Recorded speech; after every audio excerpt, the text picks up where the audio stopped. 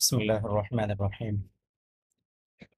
এই ভিডিওর আলোচ্য বিষয় হচ্ছে ফ্যাক্টরি মেথড প্যাটার্ন। এটা আমরা কিভাবে আমাদের যে স্পেসিফিক প্রবলেম স্টেটমেন্টটা দিয়েছিলাম সেটার ক্ষেত্রে ইমপ্লিমেন্ট করা যেতে পারে। তো এটার ইমপ্লিমেন্টেশনটা এরকম হতে পারে যে ক্লাস পেমেন্ট ভিউ, এটার ভিতরে আমাদের একটা মেথড আছে। সেই মেথডের ভিতরে আমরা একটা পেমেন্ট মেথড ফ্যাক্টরি ক্লাসের কোন একটা মেথডকে কল দিয়ে সেখান থেকে আমরা পেমেন্ট মেথডটাকে নিয়ে আসছি। তাহলে প্রথমে আমাদের একটা পেমেন্ট মেথড ফ্যাক্টরি দরকার।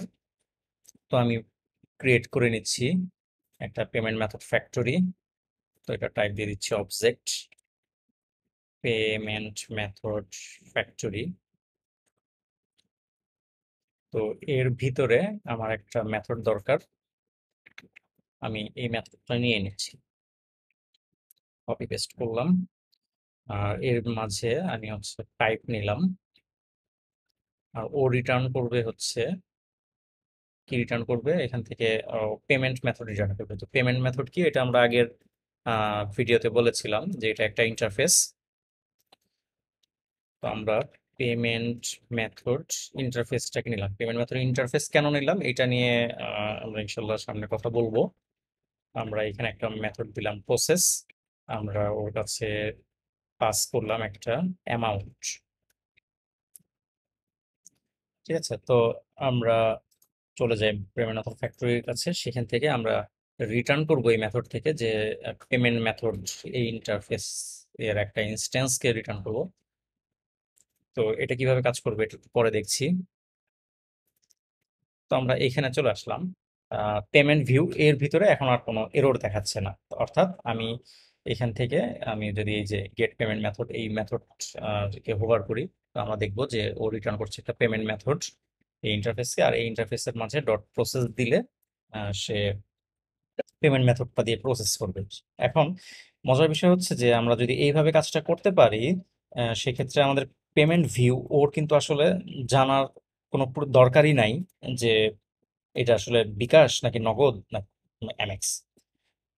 তো ও জাস্ট খালি ওর পেমেন্ট টাইপটা এখানে পাস করবে এবং পেমেন্ট মেথডের একটা ইনস্ট্যান্স সে পেয়ে যাবে এবং সেই ইনস্ট্যান্সটাকে দিয়ে বলবে সে প্রসেস করতে বলবে অ্যামাউন্ট দিয়ে, ওর কাজ হয়ে যাবে। বিকাশ হলে বিকাশের মতো কাজ করবে, নগদ হলে নগদের মতো কাজ করবে, এমএক্স হলে এমএক্স এর মতো কাজ করবে। তো এই কাজটা কিভাবে করা যায় সেটা আমরা এখন করি। আমরা কিছু ক্লাস লিখি। আমাদের আগের ভিডিও থেকে দেখেছিলাম যে বিকাশ পেমেন্ট মেথড এরকম একটা ক্লাস আমাদের দরকার। আর এই ক্লাসটা ইমপ্লিমেন্ট করবে হচ্ছে পেমেন্ট মেথড এই ইন্টারফেসে। তো আমরা আসলে ইন্টারফেসটাকে কি কাজে ইউজ করি? শর্টকাটে এক লাইনে বলতে গেলে যে আমরা ইন্টারফেসটাকে ইউজ করতে পারি কোনো একটা ক্লাসের কিছু ক্যাপাবিলিটি এনশিওর করার জন্য বা ক্যাপাবিলিটি এক্সপোজ করার জন্য। অর্থাৎ আমার এই বিকাশ পেমেন্ট মেথড, ওর কাছে কিন্তু আমার এই মুহূর্তে প্রসেস এই মেথডটা নাই। কিন্তু আমি যখন তাকে পেমেন্ট মেথড ইন্টারফেসটা ইমপ্লিমেন্ট করলাম, তখন ওকে আমি বাধ্য করতেছি যে আহ, যে প্রসেস যে মেথডটা আছে সেই মেথডটাকে ওভাররাইড করার জন্য। অর্থাৎ আমি এই যে বিকাশ পেমেন্ট মেথড এই ক্লাসটার মধ্যে আমি এই প্রসেস এই মেথডটা এই ক্যাপাবিলিটিটা আমি ওকে দিলাম, যে ক্যাপাবিলিটিটা ওর আসলে ছিল না। তো আমি এরকম ক্যাপাবিলিটি বিভিন্নভাবে দিতে পারি।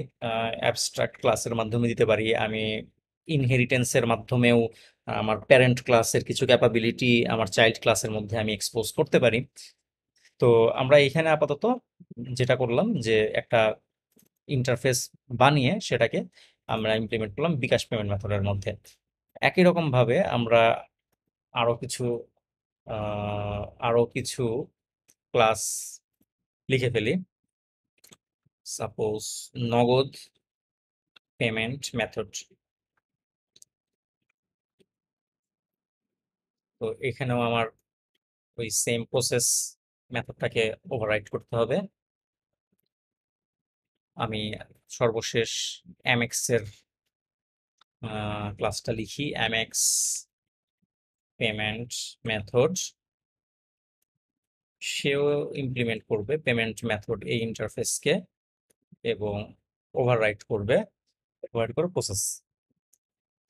তাহলে আমি এখানে কি করব, এইখানে আমি এমএক্স, যেহেতু এই এমএক্স এর এপিআই কল করব, আমি যদি ওখানে বলি টুডুতে লিখে রাখলাম যে কল এমএক্স এপিআই,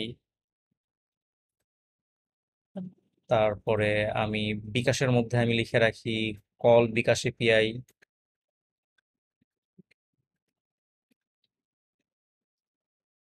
একই রকম ভাবে নগদের মাঝেও আমি এই কথাটা লিখে রাখি, ধরে নেই এইগুলি আমাদের আসলে ইমপ্লিমেন্টেশন। কিভাবে এপিআই কল হয়, কিভাবে অ্যাকচুয়ালি ইমপ্লিমেন্ট করতে হয়, এটা আমাদের আসলে এই টপিকের মধ্যে পড়ে না, এটা আমাদের আলোচ্য বিষয় না।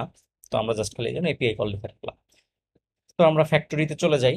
আমরা এই ফ্যাক্টরিটা আসলে বলছি কেন, দেখেন আমরা যদি কোনো একটা কারখানা বা কোনো একটা ফ্যাক্টরি কথা চিন্তা করি যে ওই ফ্যাক্টরি কি করে, সাপোজ একটা ব্রেডের ফ্যাক্টরি, বা আমরা যে পিৎজা ফ্যাক্টরিতে যদি ফেরত যাই, যে পিৎজা ফ্যাক্টরিতে সে কি করবে, আমি তাকে বলবো যে আমি এই টাইপের পিৎজা চাই, ওকে আমি কিছু ইনগ্রিডিয়েন্টস দিয়ে দিব, সে আমাকে একটা পিৎজা রিটার্ন করবে।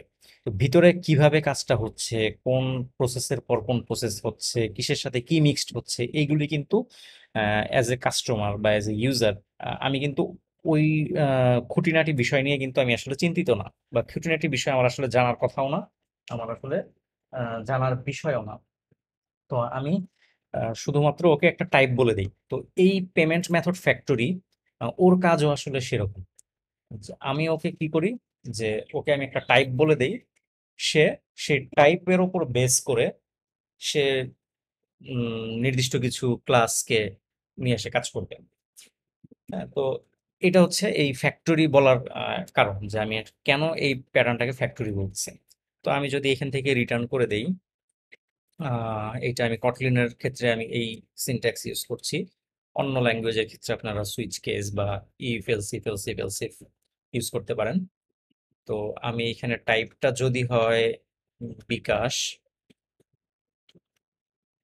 তাহলে আমি কি করব, আমার বিকাশ পেমেন্ট মেথড যে আছে তাকে রিটার্ন করব। সাপোজ আমার ডিফল্ট, বা যদি কোনো পেমেন্ট মেথডের সাথে ম্যাচ না করে, সেক্ষেত্রে আমি দিলাম ক্যাশ অন ডেলিভারি, একটা ক্লাস রাখলাম। আচ্ছা, আমি বিকাশের পরে গেলাম নগদে, নগদ পেমেন্ট মেথড। এরপরে গেলাম আমি এমএক্স এ, যেহেতু আমার এমএক্স এর ইমপ্লিমেন্টেশন আছে, যদি আমার টাইপটা হয় এমএক্স, তাহলে আমি এখান থেকে রিটার্ন করব এমএক্স এর পেমেন্ট মেথড।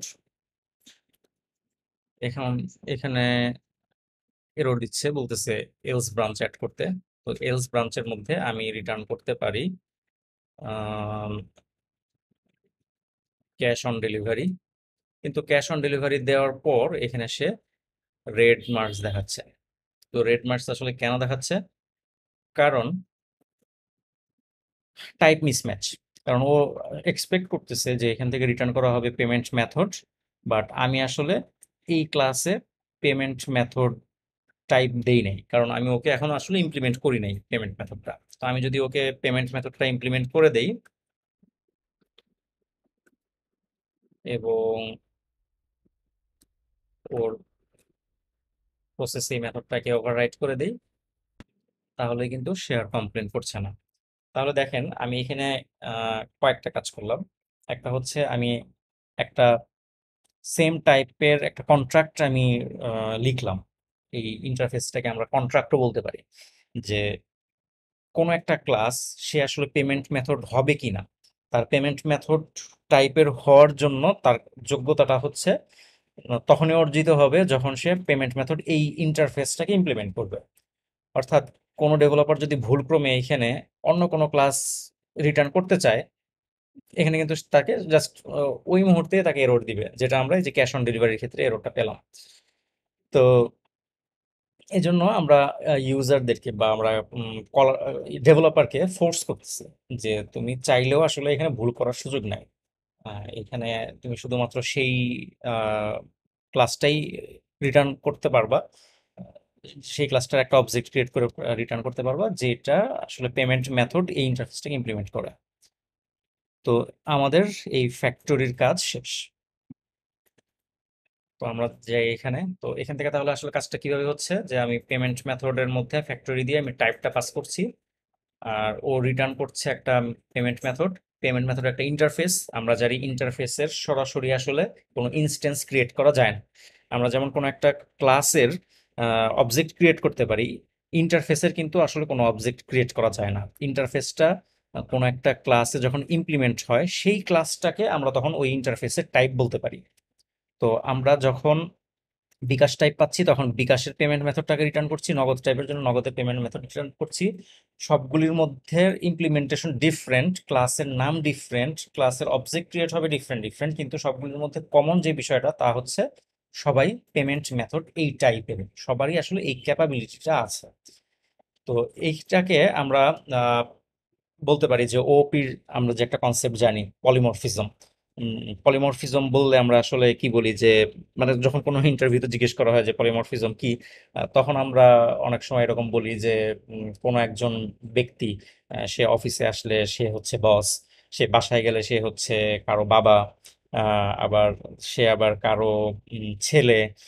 তো এরকম করে উদাহরণ দিয়ে থাকে যে একই ব্যক্তির বা একই একটা জিনিসের অনেক রকম তার মানে বহুরূপিতা, এটাকে আমরা পলিমরফিজম বলি। হ্যাঁ ঠিক আছে, বহুরূপিতা পলিমরফিজম, বাট এক্সাম্পলটা যদি আমরা আসলে চিন্তা করি আমাদের এই আজকের পেমেন্টের এই বিষয়টা নিয়ে, এখানে কিন্তু আসলে এই পলিমরফিক একটা আহ, কি বলে পলিমরফিক একটা তার বিহেভিয়ার আমরা এখানে দেখতে পাচ্ছি যে পেমেন্ট মেথড এখানে সে আসলে একটা ইন্টারফেসের থ্রুতে আসছে। তো কখনো এটা আসলে কাজ করবে বিকাশের পেমেন্ট হিসেবে, কখনো কাজ করবে এটা নগদ পেমেন্ট হিসেবে, কখনো এমএক্স। তো আমাদের এই ক্লাসটা তার আসলে জানার কোনো সুযোগ নাই বা জানার আসলে কোনো প্রয়োজন নাই যে এইখানে সে কোন ক্লাসের ইমপ্লিমেন্টেশনটা করছে। তো এতে আমরা আসলে কি অ্যাচিভ করলাম, আমাদের এই যে পেমেন্ট ভিউ, এই ক্লাসটা নিট অ্যান্ড ক্লিন থাকলো। আমার যখন আহ, পরবর্তীতে বিকাশের কোনো একটা ইমপ্লিমেন্টেশনে সাপোজ কোনো একটা এরর আসলো, কোনো একটা বাগ আসলো, তখন কিন্তু আমার সেটার জন্য যখন আমি মানে কোড চেঞ্জ করব তখন কিন্তু আমার গিটে এমন কোনো ট্র্যাক আসবে না যে আমি পেমেন্ট ভিউ এই ক্লাসের মধ্যে কোনো চেঞ্জ করছি। আমার কিন্তু সেই চেঞ্জটা কোথায় হবে, সরাসরি এই বিকাশ পেমেন্ট মেথড, অর্থাৎ বিকাশের বাগ আসছে, এটাকে ফিক্স করতে হবে, আমাকে চলে যেতে হবে বিকাশ পেমেন্ট মেথডের এই ক্লাসের মধ্যে। তো আমি এইখানে এটার ইমপ্লিমেন্টেশন করব, এখানে করে আমি কোড ফিক্স দিয়ে দিব, আমার এই একটা ক্লাসের মধ্যেই শুধুমাত্র চেঞ্জ থাকবে। সাপোজ আমার 2 দিন পরে আমার এখন বিকাশ, নগদ আর এমএক্স আছে। আহ, আচ্ছা আমি আগের কথাটাতে একটু ফেরত যাই যে আমার চেঞ্জ আসলো, আমার কোনো বাগ আসলো, অথবা আমার কোনো নিউ রিকোয়ারমেন্ট আসলো কোনো একটা পেমেন্ট মেথডের জন্য, সাপোজ বিকাশের জন্য, তাহলে আমি শুধু এখানেই চেঞ্জ করবো। তো এক্ষেত্রে আমাদের যে আগের একটা প্রবলেম ছিল যে violation of open close principle, open যে সলিড প্রিন্সিপাল আছে সে সলিডের মধ্যে একটা প্রিন্সিপাল হচ্ছে ওপেন ক্লোজ প্রিন্সিপাল, যে আমরা ক্লোজ ফর মডিফিকেশন। তো আমরা কিন্তু আমাদের যে পেমেন্ট ভিউ মেথড ক্লাসটা, সেই পেমেন্ট ভিউ ক্লাসটাকে কিন্তু মডিফিকেশনের জন্য আমরা ক্লোজ করতে পেরেছি, যে আমার অ্যাটলিস্ট পেমেন্ট মেথডগুলির ইন্টারনাল ইমপ্লিমেন্টেশন রিলেটেড কোনো কাজের জন্য আমার এটাতে হাত দিতে হবে না। আমি আসলে আহ, চলে যাব আমার অ্যাকচুয়াল যে ইমপ্লিমেন্টেশনটা যেখানে সেখানে। সেকেন্ড যে আমাদের ভায়োলেশনটা ছিল যে সিঙ্গেল রেসপন্সিবিলিটি প্রিন্সিপাল, সেই সিঙ্গেল রেসপন্সিবিলিটি প্রিন্সিপালটাও কিন্তু এখন আসলে অ্যাচিভ হলো, কারণ আমি বিকাশের পেমেন্ট মেথডটার ইমপ্লিমেন্টেশনটা শুধুমাত্র আমি এই ক্লাস দিয়ে হ্যান্ডেল করছি। তো এইটা আমার আসলে কত লাইনের কোড হতে পারে, হতে পারে 50 লাইন, 60 লাইন, 100 লাইন। তো এর মাঝেই কিন্তু আমার এই ক্লাসের কাজগুলি শেষ হয়ে যাবে। এই প্রসেস মেথডের ভিতর থেকে আমি হয়তো বা আরো কিছু এখানে প্রাইভেট মেথড থাকতে পারে কিছু, যেন এই মেথডটা অনেক বেশি বড় না হয়ে যায়। এই মেথডের ভিতরে কিছু ইন্টারনাল কাজ যেগুলিকে আমরা আসলে ছোট ছোট মেথডে ভাগ করতে পারি, সেগুলি করে আমার আসলে এটা 100-150 লাইনের বেশি আসলে কোড হওয়ার কথা না আইডিয়াল সিনারিওতে। একই রকম ভাবে নগদের ক্ষেত্রে, এমএক্স এর ক্ষেত্রেও তাহলে কি হবে যে আমাদের কোডটা যখন এরকম সাইজে ছোট হবে, ছোট ছোট মেথডে আমরা ভাঙবো, তখন কিন্তু আসলে বাগ ফিক্সিং গুলি বা পরবর্তীতে আমার কোডের মাঝে যখন কোনো রিকোয়ারমেন্ট চেঞ্জ আসলো, তখন কিন্তু এই কাজগুলি করতে সহজ হবে।